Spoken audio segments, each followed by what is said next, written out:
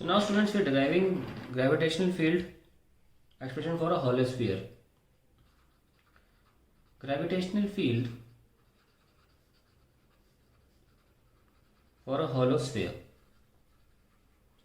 अक्सर इसको शेल भी बोला जाता है. सपोज अब एक बड़ा डायग्राम बनाइएगा क्योंकि इसमें काफ़ी चीज़ें मार्क होंगी ना, तो डायग्राम बड़ा बनाना. ये हॉलो स्फीयर है और मैं आर की दूरी पर सेंटर से ले रहा हूँ. ओके, मुझे ग्रेविटेशन फील्ड निकालनी है. Let that point be P. अब ये एक स्फीयर जो स्फीयर है हॉलो स्फीयर, ये एक रिंग से बन सकता है ना. हमने ऐसा सेंटर ऑफ मास में भी किया था. एक रिंग से बन सकता है. हमने रिंग ले ली है तो उसको ऑब्वियसली रेडियस आर है ऐसे. और मान लेते हैं कि ये जो रिंग की दूरी हमारे पॉइंट ऑफ इंटरेस्ट से हमने जेड ले ली. ओके, और थीटा एंगल पर डी थीटा वाली रिंग ले ली है हमने. तो दिस इज से एंगल अल्फा, जो कि ऑब्वियसली बदलता रहेगा जैसे जैसे रिंग बनेगी. जैसे कि रिंग स्टार्ट तो यहाँ से हुई होगी ना, तब z की वैल्यू क्या रही होगी, r माइनस कैपिटल आर, है ना, क्योंकि r तो ये, और जब ये रिंग पहुँच के वहाँ पहुँच जाएगी तब हमारे z की वैल्यू क्या होगी, r plus capital are. Obviously हम इसी बीच में इस रिंग को इंटीग्रेट करेंगे. ठीक है, विल इंटीग्रेट z फ्रॉम, पहले लिख देता हूँ मैं, r minus R to r plus r, and alpha will obviously from 0 to again 0. ठीक है, तो अल्फा भी चेंज हो रहा है. तो यहाँ पे कौन कौन वेरिएबल है, z वेरिएबल है मतलब बदलने वाला, अल्फा भी वेरिएबल है. तो अब जैसे कि हम सेंटर ऑफ मास में भी हमने किया था कि हम ऑलरेडी प्रीवियसली एक्सप्रेशन जो निकाल चुके हैं उसका फ़ायदा उठाते हैं. तो यहाँ पे जैसे रिंग है, हम रिंग का ही अगर हम जो हमने जी निकाला था उसको सॉल्व कर लें, उसको लिख लें और बस उसको इंटीग्रेट कर दें. तो जैसे कि हमने रिंग ली थी एक, आपको याद होगा हमने रिंग ली थी. पूरा एक्सप्रेशन लिख के दिखाता हूँ आपको मैं. और एक कितनी दूरी पर से एक्स की, ये एक्स था, ये इसका रेडियस था आर, और ये हमने स्मॉल आर लिया था ना. सब कुछ पता होना चाहिए आपको. यहाँ पे रिंग के लिए हमने क्या एक्सप्रेशन निकाला था, इसके लिए फाइनली इंटीग्रेट करके we found out that was G M R divided by X square plus R square की पावर 3/2. काफ़ी लंबा गया था ना इसका, फिर ग्राफ भी बनाए थे खैर. और ये आर है और ये जी एम, आई थिंक ये एक्स था, सॉरी, हाँ अब ठीक है. This was X, this was not R, so we can write it like this. ये R square plus capital R square यानी कि X square plus capital R square was actually R. We can also write it like Q. तो notice करिए आपने ये लिखा हुआ था फॉर अ रिंग, और अब आपको यही चीज करनी है. एग्जैक्टली आपको यही चीज करनी है एक डिफरेंशियल रिंग के लिए. तो आप क्या लिखोगे, है ना. और अगर आप नोटिस करें कि इसकी जगह पर अगर आप थीटा फॉर्म में लिखना चाहें तो क्या लिखा था आपने, G M by R square, हाँ एक्स बाय आर, ऐसे भी लिख सकते थे ना. ये आपने थीटा लिया था. तो अभी हम इसको मैच करें ज़रा. यहाँ पे r क्या है इस रिंग के लिए, r z का रोल प्ले कर रहा है. तो अगर हम इस डिफरेंशियल के लिए लिखना चाहते हैं तो इस छोटी सी रिंग का जो मास है वो m को हम dm से रिप्लेस करेंगे, और यहाँ पे जो r था उसको z से रिप्लेस करेंगे, z स्क्वायर. और ये जो थीटा था उसको हम यहाँ अल्फा से रिप्लेस करेंगे. It will be obviously x bye R, cos theta था ना, x bye R, it was cos theta, and I am replacing. यहाँ पे x बाय आर कौन रोल प्ले करेगा, यहाँ पे this distance by this radius is obviously be cos alpha, and this will be D G, because हम m की जगह dm का लिख रहे हैं. तो हमने देखो कैसे रिंग का इस्तेमाल किया. इसको हम इंटीग्रेट कर लेंगे तो हमारा आंसर आ जाएगा. ठीक, ये लीजिए इतना. तो ये भी रिंग है और इसका ये एक्सप्रेशन आता है. हम आगे बढ़ सकते हैं. Let's write how. सबसे पहले हमें क्या करना पड़ेगा, अभी हमारा एक्सप्रेशन क्या आया है, D G P is equal to G D M by Z square cos alpha. हमारा पहला उद्देश्य होगा कि हम डीएम को निकालें। आइए डीएम कैसे निकालते हैं, अपना स्फीयर दोबारा बनाएंगे और ये हमने एलिमेंटल पोर्शन लिया था ना, इसका हमें मास लिखना है। तो पहले एलिमेंटल पोर्शन जो आपने लिखा उसका मास हमें लिखने के लिए सबसे पहले यूनिटरी मेथड लगाएंगे कि पूरा स्फीयर जो था 4πr² उसका एरिया था, उसका मास m था, तो यूनिटरी मेथड लगाया m/4πr²। तो इस पोर्शन का एरिया लिखेंगे कैसे, बाहर निकाल लो इस पोर्शन को, वो पीछे भी होगा ना, और ये रिंग है, ये ना भूलें, जिसका रेडियस क्या है, नोटिस करना बहुत ध्यान से। हमने ये चीज़ r ली थी और ये हमने ऑब्वियसली r ये भी है क्योंकि ये भी पेरिफेरी पर ही आ रहा है, ये थीटा लिया था, ये डी थीटा लिया था। उस लिहाज से ये जो रेडियस है रिंग का, ये जो रेडियस है, अगर ये कैपिटल R लिया है हमने तो सामने वाला क्या हो जाएगा, r sin थीटा। तो हमें रेडियस तो मिल गया r sin थीटा इस रिंग का। और ये जो पोर्शन है ये हम पहले भी दिखा चुके हैं, angle equals to angle subtended theta है। ये पोर्शन r ले लो, थोड़ी देर के लिए, angle equals to arc upon radius, radius is r। तो यहाँ पे ये जो थिकनेस है ये आ जाएगी r d थीटा के बराबर। तो अब मैं ऐसे काट के अगर फैला लूँ, ये हमने सेंटर ऑफ मास में भी किया था, भूले नहीं। तो ये पोर्शन तो लेंथ हो जाएगी 2π into radius is r sin theta, और थिकनेस जो है वो हो जाएगी हमारी r d theta. Then we can find out the area of this strip, जो कि छोटा एरिया होगा, it will be 2π r sin theta into r d theta, this will be 2π r² sin theta d theta. ये हम दोबारा repeat ही कर रहे हैं क्योंकि सेंटर ऑफ मास में हमने किया है पील आउट वाला सिस्टम। हम यहाँ रख सकते हैं कि इसको नीचे ले आओ कि 4π r² का मास अगर m है तो 1 का मास कितना है, m/4π r², तो 2π r² into sine theta D theta का मास होगा m/4π r² गुणे 2π r² sign theta D theta.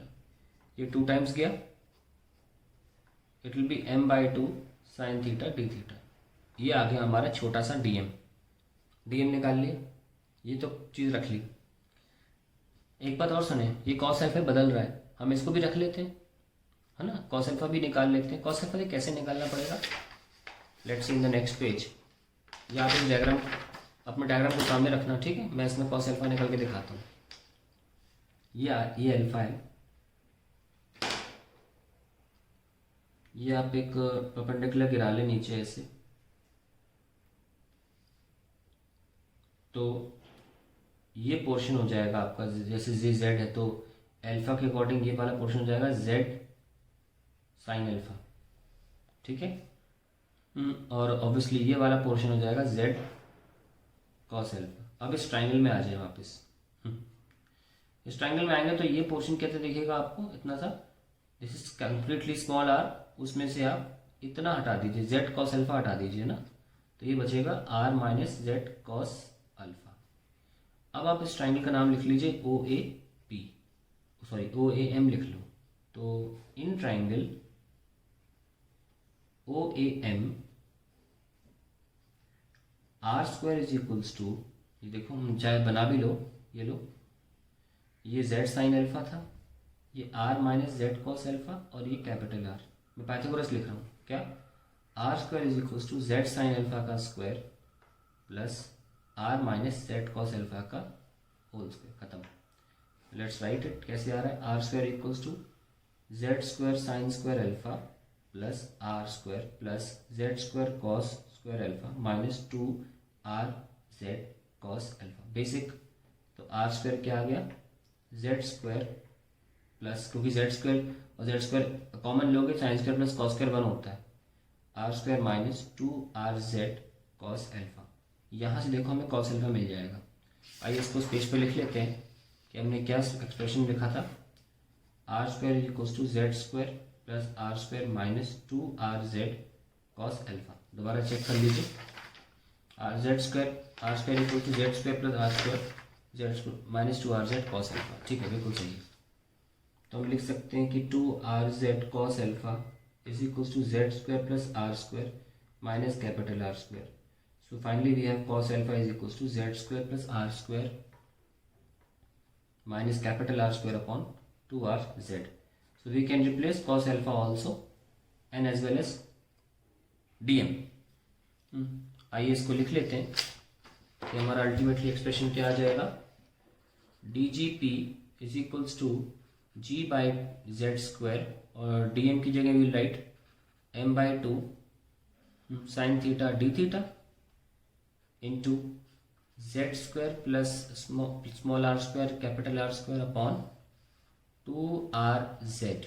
ये हमने सारा डीजीपी रख दिया है. अब इसमें एक प्रॉब्लम, हल्की सी एक प्रॉब्लम सामने आती है हमारे. सुनिए क्या, कि अगर हम डायग्राम को देखें तो यहाँ पे दो चीज़ें वेरी कर रही हैं. एक तो z भी वेरी कर रहा है ना, जैसे जैसे हम आगे बढ़ेंगे z वेरी करेगा और थीटा भी वेरी कर रहा है. पर इंटीग्रेशन तो केवल एक ही वेरिंग चीज़ को लेकर किया जा सकता है ना. ये तो थीटा देख लो या जेड स्क्वायर.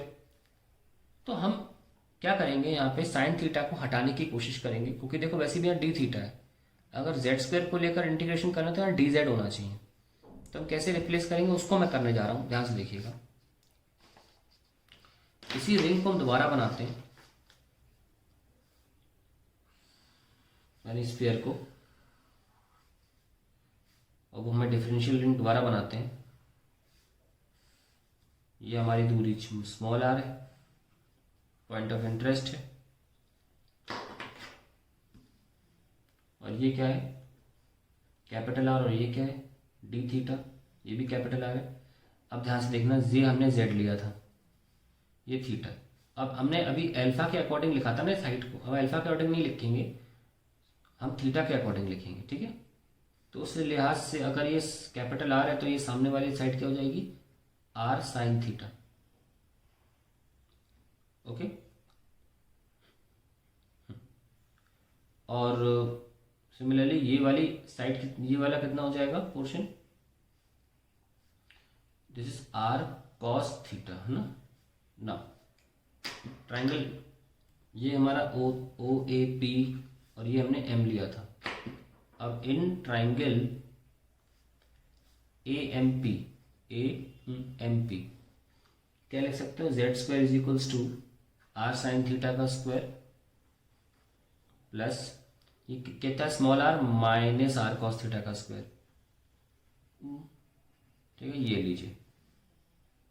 तो अब सब चीज़ से फिर से जेड स्क्वायर लिखा था हमने, पहले अल्फा के फॉर्म में लिखा और अब हम थीटा के फॉर्म में लिख रहे हैं. तो R square sine square theta plus small R square plus R square cos square theta minus 2RR cos theta. So Z square becomes R square, क्योंकि साइन स्क्वायर कॉस स्क्वायर 1 हो जाएगा, plus R square minus 2RR cos theta.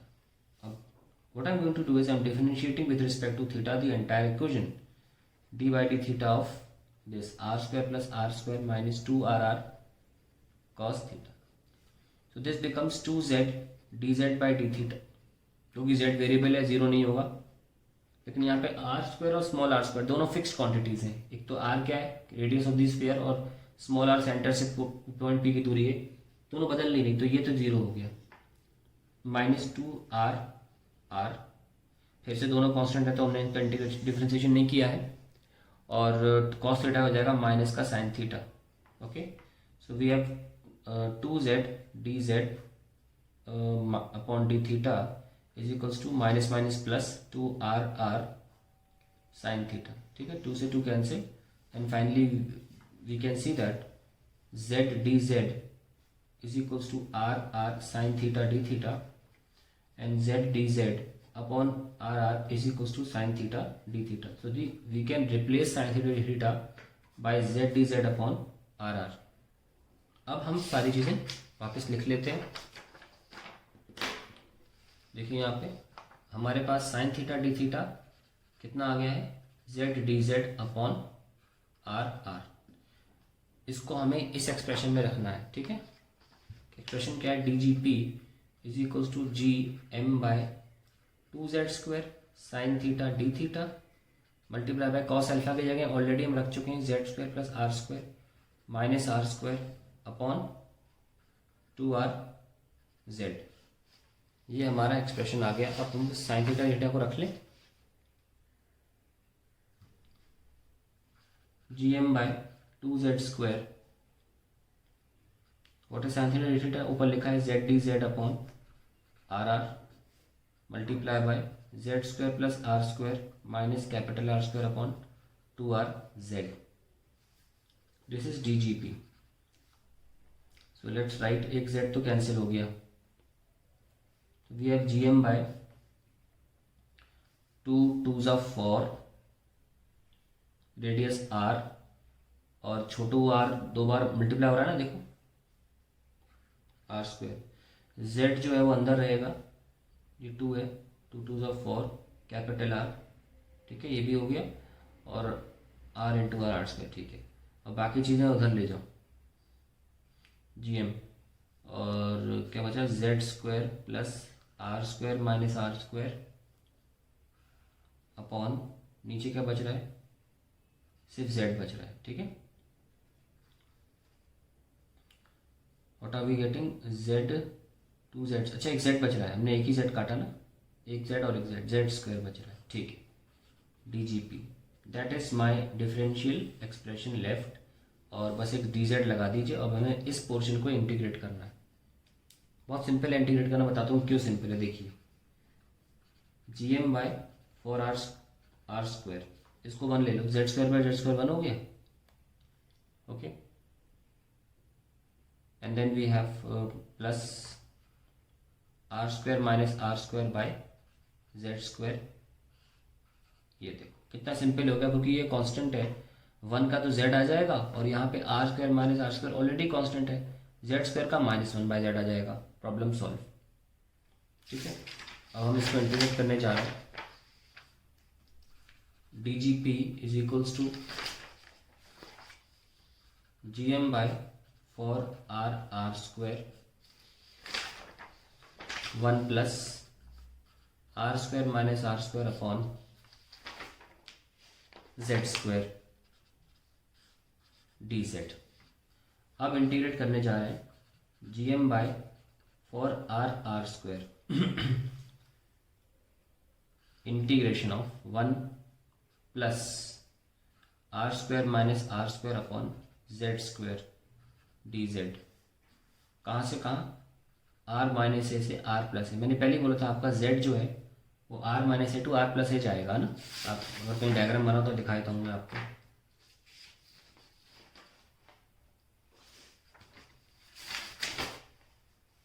कहाँ है diagram, बहुत सारे थे ना, ये देखिए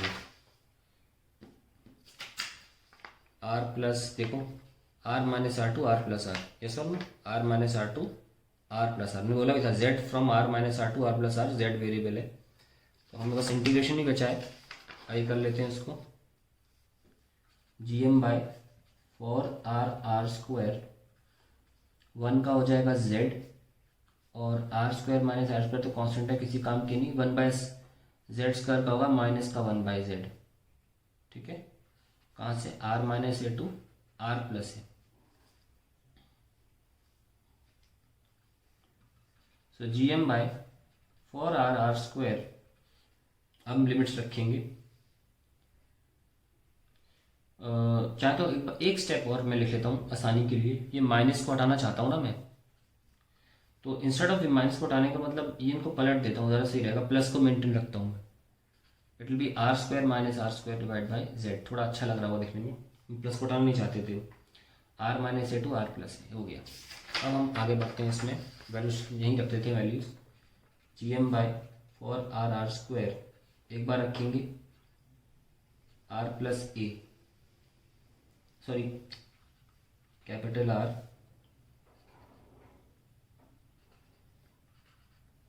ठीक है. नॉर्मली मेरी हैबिट है ए रेडियस लेने की, मैं लेकिन आर कैपिटल आर रेडियस लेना चाह रहा था इस डेरिवेशन में. So you have R plus R S Z first, plus R square minus R square upon R plus R. मैं आर प्लस आर ऐसे आर इधर और छोटा आर उधर लिख के रख रहा हूँ. ये तो हमने ये वाला टर्म खत्म हो गया, ब्रैकेट लगाओ माइनस. अब आर माइनस आर की पारी, plus R square minus R upon, इस बार क्या होगा, आर माइनस आर, और ये काम खत्म हो गई यहाँ पे, ठीक है. अब हम सॉल्व कर लेते हैं इसको. आइए सॉल्व करते हैं इसको। GM by 4r r square, r plus ये प्लस वाला है तो क्या ऊपर क्या बचेगा, r माइनस r बचेगा, क्योंकि a प्लस बी माइनस भी खुलता है ना, माइनस ब्रैकेट में ही रहने दो अभी, r माइनस r प्लस ये r माइनस r है और ये क्या खुलेगा, ये r माइनस r, ये छोटा r माइनस बड़ा r है और ये ओपन कैसे होगा, r माइनस r और r प्लस r के फॉर्म में ओपन होगा ना, पर क्योंकि कैपिटल R माइनस R है तो यहाँ माइनस आ जाएगा साइन एक, है ना, -1 और I will be left with R plus R। यहाँ पे ऐसी कहानी होगी। आइए शुरू करते हैं। 4r r square, now this is cancelled, I will get a 2r minus this is r minus r, ये माइनस की वजह से माइनस r माइनस छोटू r, ये लीजिए ये कैंसिल हो गया, तो I am left with GM by 4r r square and this is 2r minus देखो ये माइनस प्लस हो जाएगा, आई गेट 4r कैंसिल और finally I get GM by r square. Now आप सोच रहे हो इतना सारा क्यों किया सर आपने, देखिए इसकी वजह देखिए क्यों किया मैंने। आप सोच रहे हो पहले अगर एक स्फीयर है, आप कहीं भी देखेंगे अगर डेरिवेशन आपको मिलेगा नहीं आसानी से, लेकिन मेरी वजह क्या है करने की, बहुत ध्यान सुनना। मैंने P पॉइंट पर निकालना था एक ऐसे स्फीयर के लिए आर स्मॉल आर की दूरी पर, और मेरा आंसर क्या आता है GM बाय r स्क्वायर। ऐसा लग रहा है कि पूरा का पूरा मटेरियल सेंटर ऑफ मास पे रखा, पर अगर मैंने आपको डायरेक्टली ये बोल दिया होता तो आप मुझसे बोलते सर आपने ही मना किया था कि सेंटर ऑफ मास कॉन्सेप्ट नहीं लगाया जा सकता ग्रेविटेशन फील्ड निकालने में, है ना। फिर आप मेरे सर पे चढ़ जाते, फिर ऐसा ऐसा क्यों ऐसा क्यों। सारी किताबों में ये डेरिवेशन नहीं है, डायरेक्टली बोला गया है considering all the mass at the centre. However at the same time initially ये बोला भी जाता है कि सेंटर ऑफ मास कॉन्सेप्ट नहीं लगाना चाहिए, मैंने नहीं लगाया इसीलिए। अब आप ये सवाल मुझसे नहीं कर पाओगे, मैंने इसीलिए इसको पूरा डेराइव किया है ताकि आप ये रियलाइज करें कि हाँ स्फीयर के केस में आप ऐसा कर सकते हैं और कहीं मत करना, स्फीयर के केस में आप ऐसा करिए, ये आपके सामने डेरिवेशन है, ठीक है। अभी इसमें थोड़ा आगे बढ़ाते हैं चीजें।